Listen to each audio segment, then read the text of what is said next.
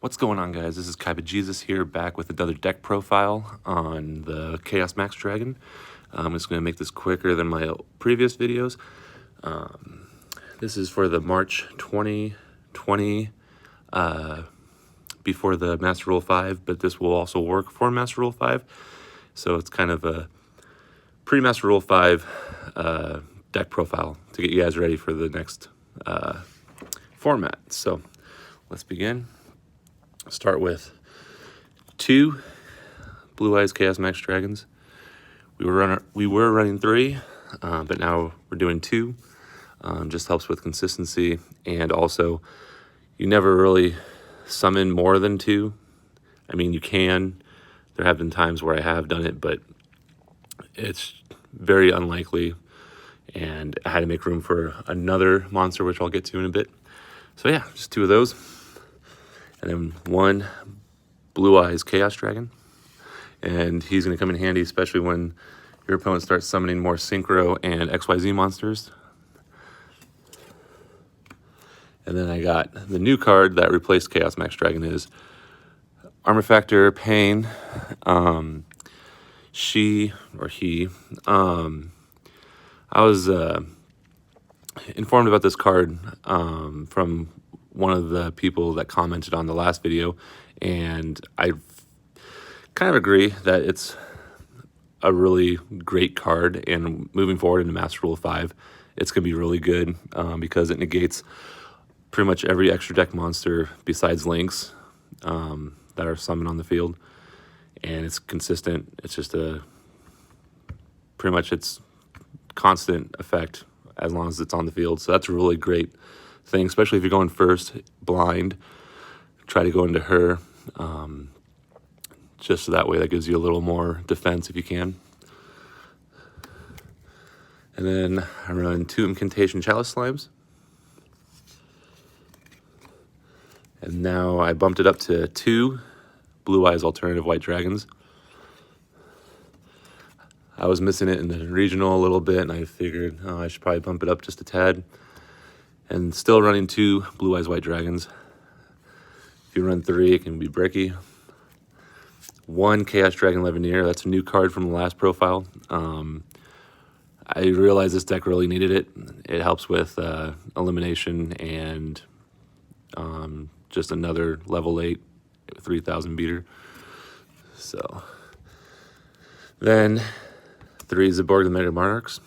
It's a really great card, especially if you get 2 incantations out. You can tribute summon him and you can target him as the monster you want to destroy, send him to the grave, and then send monsters from the extra deck to the grave based on what level. You can also choose your opponent's monsters, but sometimes it works better for this, so you can get more.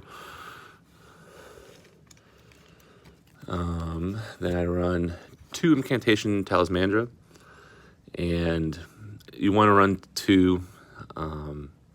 3, if you see it in your opening hand, it's not a good thing because then you're losing out his search ability. 2 is good. It's a card that you don't want to see, but you also don't want to run 1 of, because then if you do draw him, then you're kind of SOL. So then we have 2 incantation bookstones. Just another way to get spell cards from the graveyard back to your hand, but also just to use him to get into your other incantation monsters that you want to see, like Candoll and Talismandra. Then I run 2 Candoll, and same thing as Talismandra, you want to run 2. And then 1 incantation penciplume. You can run 2. I feel like 1's enough. But yeah. And then I run 3 Knightmare Curruptor Iblees. And she's really good for giving your opponent a 0/0 monster, so that way you can pretty much OTK them a lot easier. Just another way to get game. Now the spells, I run 2 Chaos Forms, 2 Advanced Ritual Arts, 1 Incantation Inception, 3 extra foolish burials, This is pretty much a rota for any ritual deck, really. Bingo Machine Go, just one. And I run one right now because I also run 2 Pot of Extravagances. And I considered running 3, but there were so many times where I drew into another pot. And I know 3 is always a good ratio, especially if you want to see a card. Yeah, so I dropped it down to 2, and then I run Bingo as my, not even, it's just still a searcher, I guess I can't even say draw power, but also this pretty much limits you to drawing once you activate it. So I'd rather have 2 of these and then the rest be searchers or any other kind of thing.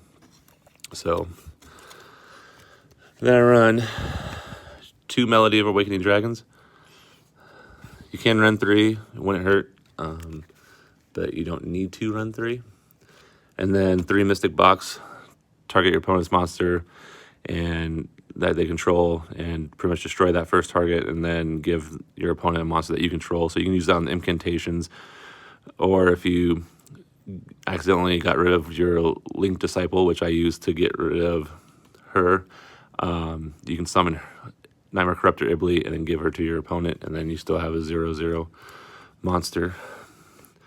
And then just 1 trap, which I will, when I get the other 2, bump it up to 3, Infinite Impermanence. It's a great card, and there's a reason why it's still highly played by a lot of people. And with that, the deck is at 41, but if I get the other 2, then it'll be 43. So yeah, that rounds off the main deck. And then let's go into the extra deck. I run 3 Elder Entities, Natis. She's really good to pop problematic cards on the field. Neo Blueeyes Ultimate Dragon. So if your Blueeyes Chaos Max Dragon or any of your monsters lose their effects or get targeted or anything like that, you can use him, banish him, and it protects them. 3 Herald of the Arclights, a must for any ritual deck.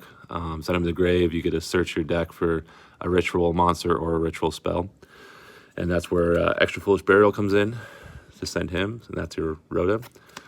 197 Draglubion, 1 number 100 Numeron Dragon, and 138 Hope Harbinger. Pretty much use Draglubion to go into these 2, or if you just want to go straight into Harbinger, either one works. Especially going to Master Rule 5, you can do that a lot easier. Then I got a couple Galaxy Boys, Galaxy Eyes Cypher Dragon and Galaxy Eyes Full Armor Photon Dragon. And then 1 Digirsu, which really comes in handy too, especially if you're playing against like an opponent that has there can only be 1 or something. He's a machine, rank 8, and he's got that protection, so that's great. And then you got 2 Link Disciples, and pretty much you only use him mostly just to get Knightmare, Curruptor, Iblee off the field. So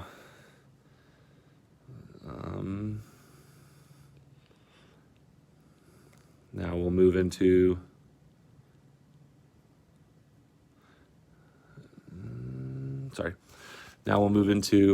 the side deck. Side deck, I have Cosmic Cyclone and 2 Twin Twisters. Pretty much slide those in for back row elimination. I don't have Lightning Storm, otherwise these would be Lightning Storms along with a couple other cards in my side. But this is the best I can do since I can't afford a Lightning Storm or haven't pulled it. So good for back row removal. And then the other 3 cards that I run to kind of replace the best I can with Lightning Storm is Regeki and 2 Evenly Matched. If I get a 3rd one, I'd probably take Regeki out and run 3 Evenly Matched.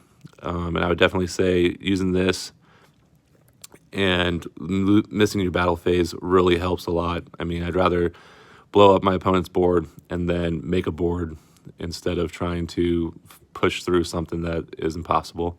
So, and Regeki is just a classic. That's why I threw it in there.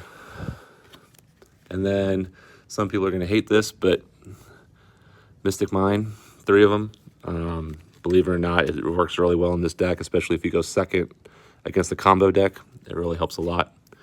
Especially, a lot of people don't expect Mystic Mine in a Blueeyes deck, so it's kind of a cool little, I wouldn't say advantage, but something that'll give you the upper hand.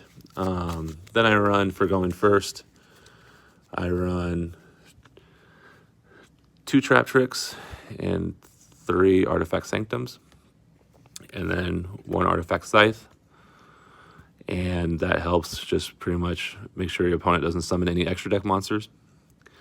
And then just 1 Kaiju. And yeah, so that rounds up my side and deck profile. If you guys have any questions, please leave a comment below.